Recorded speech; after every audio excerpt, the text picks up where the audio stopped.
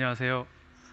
어, 한국기계연구원 무료지원 로봇실의 서준호라고 합니다. 제가 오늘 말씀드릴 거는 비대면 원격 검체 채취를 할 수 있는 로봇에 대해서 말씀을 드릴 거고요. 제가 이제 올해 초인 것 같습니다. 올해 초에 그 TV를 우연히 이렇게 보다가 이렇게 이때 당시에는 사실은 국내에 그렇게 많은 환자들이 없었고 다 이제 소수의 환자들을 음압병동에서 격리시켜서 관리하던 때였는데, 그때 보시면은 그래도 이런 되게 두꺼운 방호복을, 레벨 D 방호복을 입고 또 검체 채취도 이렇게 중무장을 해서 이렇게 채취를 하는 것을 알게 됐고요. 이런 중무장이 필요한 이유가 다들 잘 아시겠지만은 그 채취하는 방법이 그 면봉을 이용해서 입이나 코에다가 넣어서 검체를 묻혀서 나오는 그런 방식을 사용하기 때문이고, 그렇게 하기 위해서는 검사자랑 그리고 환자가 이렇게 가깝게 붙어가지고 대면해서 이렇게 할 수밖에 없는 상황입니다. 이 상황에서 만약에 환자가 이제 그 확진자가 비말을 이렇게 넣어가지고 그래서 그 류진이 2차 감염되는 문제, 2차 감염돼 버리면은 그 류진이 부족해지는 문제도 생기게 되고요. 그럼에도 불구하고 이런 문제가 있지만 어쩔 수 없이 검체 채취를 지금도 이렇게 하고 있습니다. 그간에 좋은 방법들이 많이 나왔고, 이렇게 그 환자하고 확진자하고 그 접촉을 최소화할 수 있는 이런 방법들이 많이 나왔습니다. 그런데 여전히 그 여름이 되면 너무 덥고 겨울이 되면 너무 춥다고 하는 문제가 있습니다.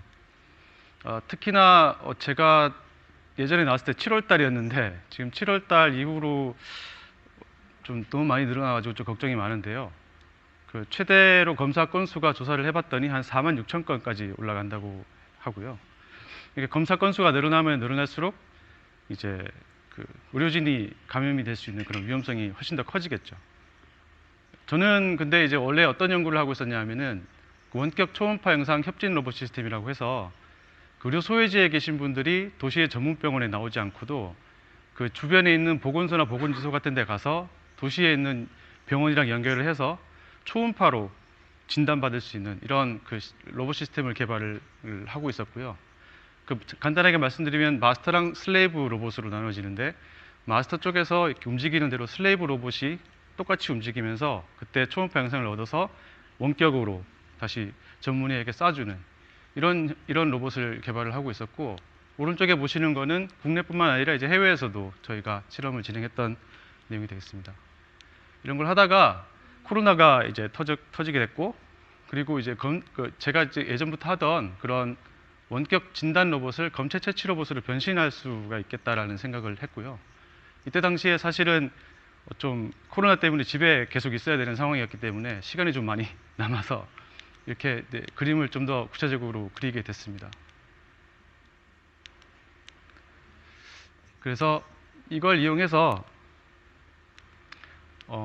초기에 이제 이런 시작품을 만들어서, 이때 당시에는 사실 마스터 쪽에 사람이 2명이 필요했던 상황이었고요.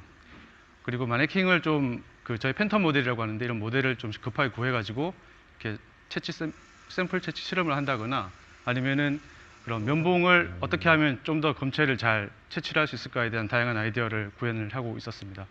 그래서 결국에 로봇 어시스티드 언택트 스왑 샘플링 시스템이라고 해서 저희가 지금 개발한 시스템은 검사자 측 화면인데요. 검사자 측에서 이런 스왑 삽입 장치 그리고 위치 결정 장치로 이루어져 있고, 그리고 환자 모니터링 할 수 있는 이런 장치로 이루어져 있고요. 또 환자 측에서는 이런 로봇, 슬레이브 로봇과 그리고 이게 마네킹이 사람이라고 생각하시면 됩니다. 그래서 위치를 처음에 잡아가지고 면봉을 밀어넣고 빼고 할 수 있는 이런 로봇을 개발을 했는데, 이렇게 구조가 좀 복잡한 이유는 사람마다 사람의 코나 입의 위치가 틀리기 때문에 이런 다양한 자유도를 구현할 수 있는 로봇이 필요하다고 생각을 해서 이렇게 개발을 하게 되었고요. 그래서 위치 결정을 할 수 있고, 그 다음에 수압을 삽입할 때, 넣을 때, 뺄 때의 그 속도를 반영할 수 있는 이런 원격에서 반영할 수 있는 이런 기능을 추가해서 하고, 그리고 보통 이제 수압을 집어 넣어 가지고 이제 비인두벽까지 잘 갔는지를 확인하기 위해서는 그 저항감을 느낄 수 있어야 되는데, 그런 것들을 원격에서 모니터링할 수 있도록 힘 센서 같은 것들을 더 추가해서 구현을 했습니다. 그래서 가상의 검체를 이 마네킹에다가 집어넣어 가지고 이제 화면을 보면서 그 힘 센서가 이제 그 검체까지 가면은 이제 힘이 이렇게 뜨는데요. 여기 보시면 그래프가 뜨는데 이 그래프처럼 나오면 이제 제대로 검체가 채취가 됐다. 그래서 끝에 보시면 이렇게 묻어서 나오는 것을 확인하는 이런 실험도 진행을 했습니다.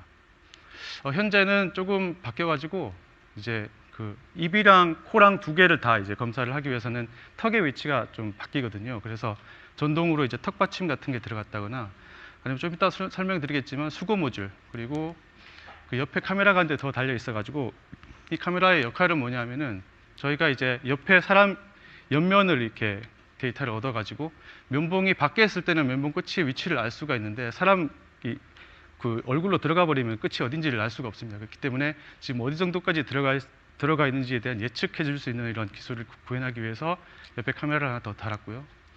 또 수압이 위치 결정을 하는데 조금 어려움이 있을 것 같아가지고 죄송합니다.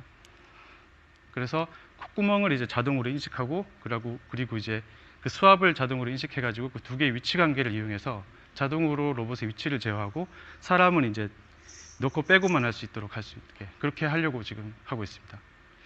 그리고 힘을 센싱할 수 있는 모듈은 조금 다른 애플리케이션으로 이제 개발을 하고 있는데요. 저희가 그 힘을 그 압력이 어느 정도 느껴지는지에 대해서 숫자로 표시를 해줄 수 있도록 만들어 가지고 이거는 이제 어떻게 쓸 거냐 하면은 본인 스스로 이렇게 수압을 집어넣어서 만약에 검사를 해야 된다. 그럴 때 이제 이런 숫자를 보면은 어느 정도 이제 검사가 됐는지를 알 수가 있을 것 같고요. 그리고 검체 채취를 숙련받지 않은 분이 갑자기 검체 채취를 해야 된다. 그랬을 때도 이제 이런 숫자가 나오면 더 편리하겠죠. 그리고 수압을 어떻게 하면 장착하거나 수거할 것인가에 대한 아이디어도 고민을 했습니다. 그래서 그거를 하기 위해서 원래는 의료진이 필요한데 의료진 없이 저희는 환자가 직접 자기가 채취할 수압이랑 그리고 밑에 보시면 통이 있는데요. 저게 이제 다 끝나고 그랬는데 가지고 나가는 통입니다.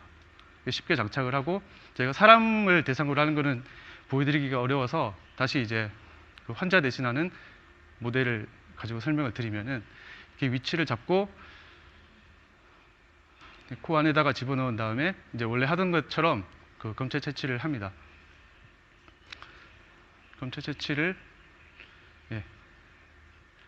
다 하고 나면 저희 로봇이 이 검체통을 앞으로 이렇게 전진시켜 가지고 지금 검체 채취한 이 면봉을 요 안에다가 넣으면서 로봇에서 자동으로 분리시키는 그래서 이거를 검사받은 그 사람이 다시 가지고 나와서 밖에 있는 의료진에게 전달해 주는 이런 시나리오를 생각을 해봤습니다.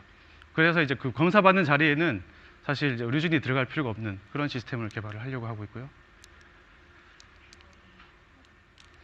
그래서 저희 시스템은 또 2분 남았습니다. 네, 그 원격에서 이제 동작이 가능하기 때문에 인터넷이 되는 곳이라면 어딘지 붙일 수가 있고요. 그래서 대전이랑 대구랑 두 개 붙여가지고 이제 밑에 보시면은 대전에서 제가 움직이면은 대구에 있는 로봇이 똑같이 따라서 움직이면서 검체 채취도 할 수 있는 이런 실험도 진행을 한 바가 있고 이거는 이제 예를 들어서 의료진이 도저히 들어가기 힘든 감염이 되게 심한 곳이라든지 그런 곳은 로봇만 보내가지고 이제 검체 채취를 할 수도 있겠죠.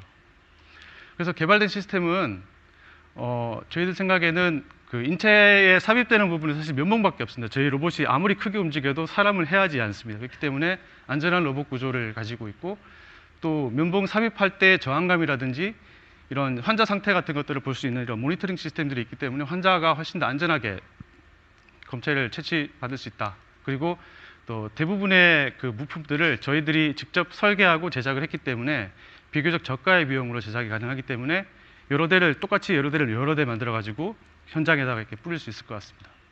뭐니 해도 이제 비대면으로 검체를 채취할 수 있기 때문에 의료진이 2차 감염이 안 되는 게 가장 큰 이제 좋은 점이겠죠. 그리고 방호복도 이제 덜 쓰게 될 거고 그래서 의료진이 편리해지는 이런 좋은 점이 있을 것 같습니다. 이 시스템은 사실 의료기기로 분류가 돼서 저희가 이거를 상용화를 하려면은 저희 연구소 단독으로 하기는 힘들고 식약처 허가를 받아야 되는데 그때 기업이 반드시 필요합니다. 그래서 기업에다가 지금 기술 이전해서 이걸 상용화를 준비하고 지금 계속 노력하고 있습니다. 그럼 앞으로는 어떻게 될 것이냐? 그 백신과 치료제가 계속 나온다는 뉴스가 나오고 있습니다. 그렇지만 백신과 치료제를 맞기 전에 반드시 접종 전에 양성인지 기존 검사가 필요합니다. 왜냐하면 무증상 환자가 많기 때문에 접종 전에 양성인지 기존 검사가 필요하고요. 신속 검진을 할 수 있다는 그런 것도 많이 나오고 있죠. 신속 검진은 또 민감도가 되게 낮기 때문에 양성이 나왔다고 해서 진짜 양성이 아니라 진짜 양성인지 기존 검사가 또 필요합니다. 그렇기 때문에 저희 시스템은 이런 의미로서 좀 더 이제 많이 쓸 수 있을 것 같고요. 또 그리고 더 앞으로 이런 장면 이제 못 보겠죠. 대면에서 옛날에 했었는데 웃으면서 이렇게 할 수는 없을 것 같고 결국에는 이렇게 될 것 같습니다. 그죠?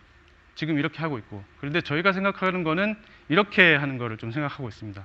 그래서 이렇게 로봇이 사람 위험한 일을 대신해서 사람을 대신해서 할 수 있는 이런 시스템을 만들려고 지금 계속 노력 중에 있습니다. 네, 발표는 여기까지 하겠습니다. 감사합니다.